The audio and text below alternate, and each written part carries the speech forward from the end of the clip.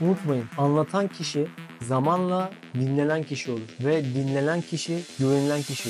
İnsanlar aslında sizin onlara ne anlattığınızı değil, diğerlerinin sizinle ilgili olan söylentilerine bakıyorlar.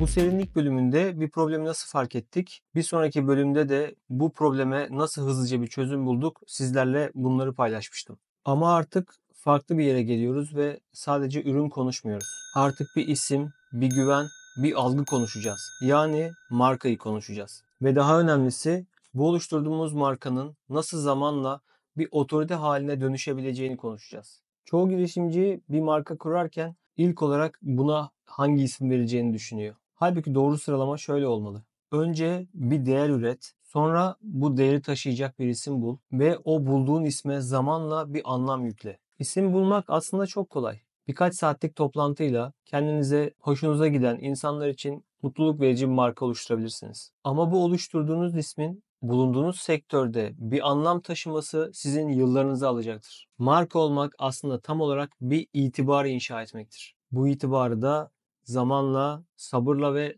tutkuyla yapmaktan başka hiçbir şansınız yok. Marka kavramı aslında benim için biraz da şununla ilgili. Bir müşteri arayıp sizi yönlendirdiler diyorsa, adınız sadece Google'da en üst sırada değil de işinizle ilgili bir konuda zihinlerde de en üst sırada yer alıyorsa, piyasada başkaları sizinle ilgili konuşuyorken sizin ürününüzle ilgili onlar gibi bir şey mi acaba diyorsa, bana sorarsanız tebrikler. Artık marka olma yolunda çok büyük bir yolu aşmış bulunuyorsunuz. Bu marka konusunu sadece yazılım ürünleriyle değil, biraz daha girişimcileri genel kapsayan bir konu üzerine değerlendirmek istiyorum. Çünkü marka olmak bir ürün yaratmak değil. O ürünle ilgili kendi piyasanızda algıyı da oluşturmakla alakalı bir konu. Algı ise tutarlılıkla, sadakatle ve değerle kuruluyor. Şimdi otorite inşa etmek için oluşturmanız gereken 5 tane farklı temel prensipten bahsedeceğim. Bence birincisi tutarlılık. Marka olmak her yerde aynı duruşu gösterebiliyor olmakla ilgili. Yani sizin iletişim tarzınız, müşteri ilişkileriniz hep aynı çizgide mi, aynı doğrultuda mı ilerliyorsunuz? Bütün ekibiniz bu marka için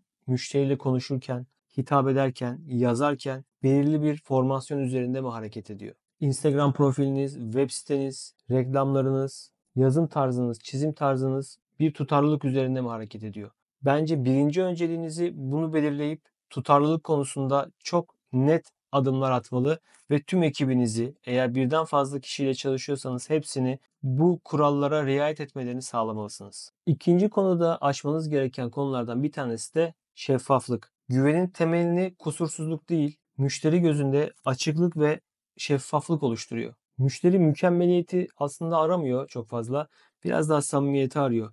Ona karşı yaklaşımınızda sizin ne kadar samimi, ne kadar gerçekçi olduğunuz, sizin kendi markanızın şeffaflık düzeyini müşterinin gözünden ortaya koyuyor.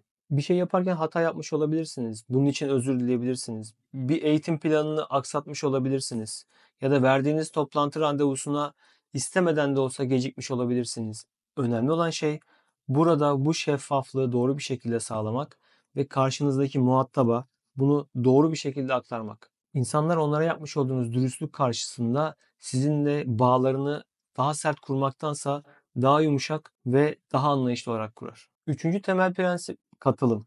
Bir markanın en güçlü sesi birlikte üreten müşterisidir. Üretim aşamasında müşteriden geri besleme alan aslında müşterinin sadakatini satın alır. O yüzden müşteriden gelen geri beslemelerinizi uçtan uca kontrol etmeli ve bununla ilgili yapmış olduğunuz tüm aksiyonları onlara bildirmelisiniz. Yeni bir şey çıkartacaksanız bunu ona test ettirmeli. Eğer ondan aldığınız geri beslemeyi uyguluyorsanız da bunu ona bir şekilde teşekkür ederek onu onore etmelisiniz. Diğer bir konuda uzmanlık. Anlatan olursan aranan olursun. Bilginizi insanlarla paylaşmaktan çekinmeyin. Çevremdeki birçok insanda bunun eksikliğini çok net görüyorum. Kazandıkları bilgiyi bir başkasıyla paylaşmaktan çok fazla imtina ediyorlar. Aslında günün sonunda kendilerine küçük kazançlar sağladıklarını düşünüyorlar. Fakat paylaşmadıkları bu bilgiler yüzünden uzman olmaktansa bunu kullanan olmaktan öteye gidemiyorlar. Unutmamak gereken bence şu.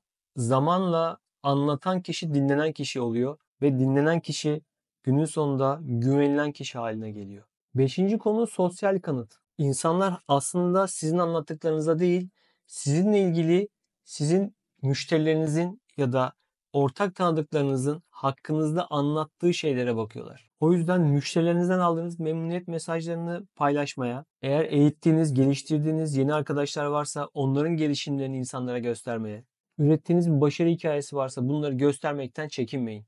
Unutmayın, tecrübe potansiyel müşterilerinizin kararını en fazla hızlandıran parametrelerden bir tanesidir.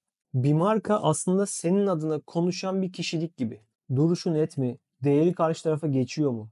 Ve en önemlisi güven veriyor mu? Bugünün iş dünyasında en önemli kriterlerden bir tanesi yapmış olduğunuz işe sizin kullanıcılarınızın güven oranı. Güven endeksiniz ne kadar yüksekse markalaşmanız ve otorite haline gelmeniz o kadar çabuk gerçekleşiyor. Yatırımcı da bunu arıyor, müşteri de bunu arıyor, iş ortağı da bunu arıyor.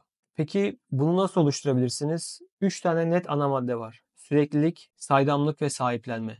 Bu üçü varsa marka kendiliğinden büyüyor. Çünkü insanlar markaya değil, onun yarattığı değerlere bağlanıyorlar. Bugün sizlere sadece bir ürünü değil, bir duruş hikayesini anlattım. Artık videolarda sizin de girişimlerinize değer katacak önerilerde bulunacağım. Çünkü biliyorum bu videoları sadece yazılımcılar değil, yeni iş kuranlar, işini pivot etmek isteyenler ya da markasını yeniden konumlandırmak isteyenler de izliyor. Eğer girişim yolculuğunda kendini yalnız hissediyorsan bundan tamamen sıyrıl. Çünkü seninle aynı şeyleri yaşayan, iyi ya da kötü, belki duvara toslamış yüzlerce, binlerce insan var. Bu sorunları çözmek senin elinde. Asıl olan şey motivasyonunu kaybetmemen. Eğer senin de hayallerin varsa başarmamak için hiçbir nedenin yok. Bir sonraki videoda görüşmek üzere. Hoşça kal.